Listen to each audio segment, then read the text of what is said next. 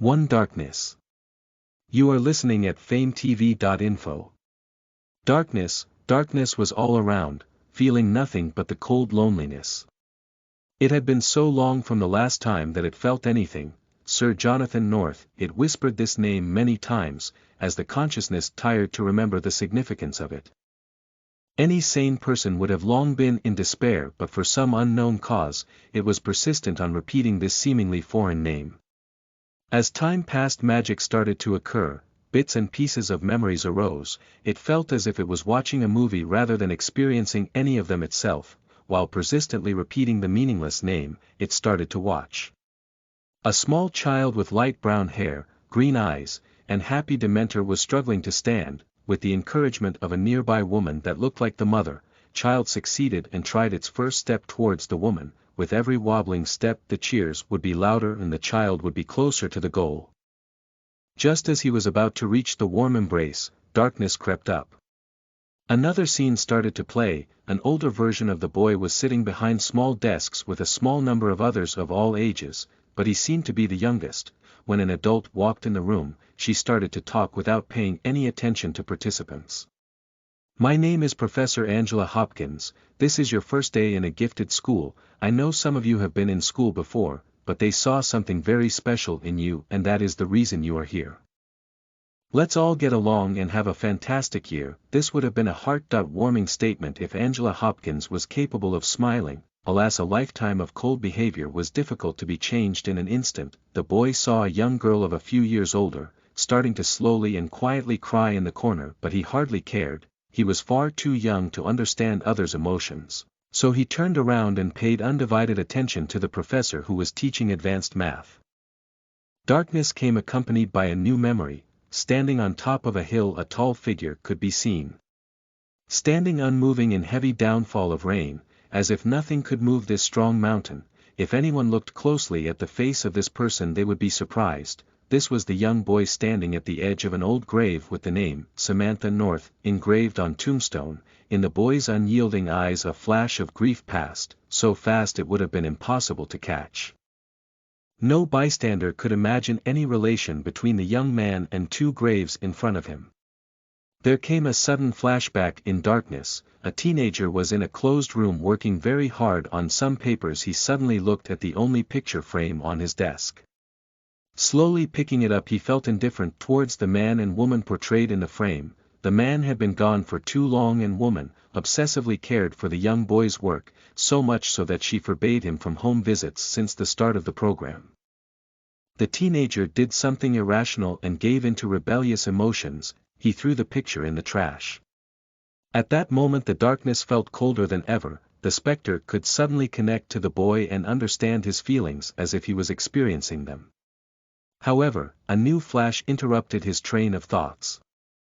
A handsome young man was standing on a podium, receiving a gold award with some polite cheers of peers.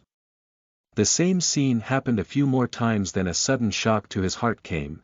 There was a very beautiful young girl standing at the back. A hard-to-grasp light flashed in his eyes. The girl was standing beside some older ladies and an old man. It was hard to discern who accompanied such a beauty to a scientific event. After the ceremony, the young man politely nodded at compliments and slowly made his way towards the back where he last saw the beauty and her unlikely companions. Once he saw that they were all there, he looks towards them and with an agonizing heart, asking only a word, why? While the surrounding people were confused from such question, the old man was flustered and tries to respond, but no reply left his mouth. If anyone looked at their faces more closely, they had a very close resemblance, as they could even be father and son. After not receiving a proper reply for some time, the young man turned around and quickly left the banquet hall, leaving the old man standing there.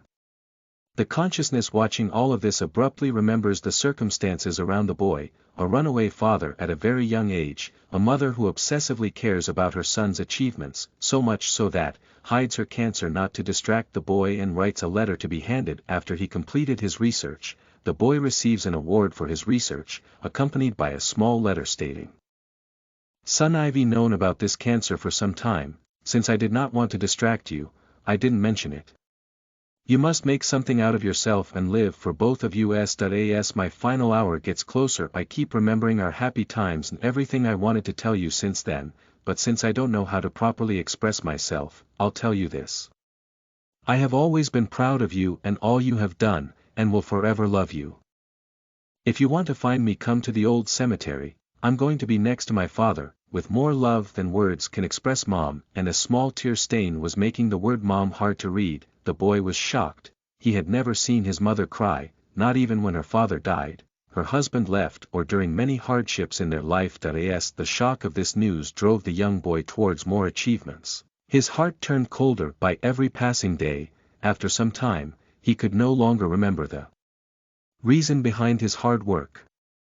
The last time he visited her grave, there was no more feeling in his heart. Before the consciousness could interpret more of this man's life, another scene started. The now middle-aged man was looking at a big wall full of calculations with frustration that he could not figure out what the missing part was, and that was driving him crazy. The latest project had the goal of eliminating world hunger. The man simply had magical hands when there was a need to modify plants. However, this seed refused to be tamed. Investors and his peers were getting restless. While there were some small results, the final product had not become stable enough to finalize the seed. He came to his old conclusion: there is a need for the environment to go out of control first, then there would be a small window of opportunity to fix everything and the seed would stabilize. This highly illegal action would have to be performed by himself alone. Late at Christmas night, instead of going home to his family, the man broke into his lab while adjusting the radiation controllers. He sharpened his resolve and then changed all the controllers toward danger signs. If there was someone present, they could see some tools out of sci-fi movies shooting radiations with different beautiful colors toward a seed kept in a special container. After calculating the odds of this action, the conclusion was simple: 70% success, 20% seed's death, 9% seed getting out of control, then death of the seed 0. 99% losing the power of the city, and seed's death 0.01%, a massive explosion. As Murphy's Law states, anything that can go wrong will go wrong. So, when the man saw signs of collapse, he was not entirely shocked. At the happiest time of the year, the night before Christmas, when all the city was bright from colorful decorations, stood a tall tower with no decoration, as it was a protected government building.